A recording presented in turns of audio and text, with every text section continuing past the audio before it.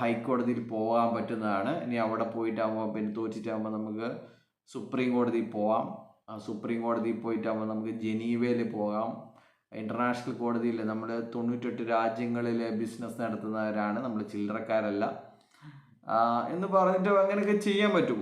അപ്പോൾ ആ ഒരു ലൈനിലേക്കാണ് കാര്യങ്ങൾ നീങ്ങുന്നത് എന്നാണ് ലീഡർമാർ പങ്കുവെക്കുന്ന കാര്യങ്ങൾ. അപ്പോൾ ബെറ്റർ ഇതൊക്കെ പിൻവലിക്കുന്നതാണ്, ഇത് വേസ്റ്റാണ്. ഇത് നമ്മൾ വളരെ പോസിറ്റീവാണ് എന്ന് പറയുമെങ്കിൽ കൂടി നമുക്ക് യാതൊരുവിധ പോസിറ്റീവും കിട്ടുകയില്ല. പോസ്റ്റ്പോണ്ട് ചെയ്യൽ മാത്രമാണ് നമുക്ക് കിട്ടുന്നത് എന്നാണ് ഇപ്പോൾ എല്ലാവർക്കും തന്നെ അറിയുന്നത്. വളരെ പോസിറ്റീവാണ്. ഓപ്പറേഷൻ സക്സസ്, പക്ഷെങ്കിൽ രോഗി മരിച്ചു എന്ന് പറയുന്ന കാര്യമാണ് ഇവർ പറഞ്ഞുകൊണ്ടിരുന്നത്. അപ്പോൾ പിന്നെയുള്ളൊരു കാര്യം നമ്മുടെ ശ്രീനാഥ് പ്രതാപിൻ്റെ ആ ഒരു വാക്കുകളിലേക്ക് പറയാം. നമ്മുടെ ഒക്ടോബർ വരെ മാത്രമേ നമ്മൾ കാത്തിരിക്കുള്ളൂ.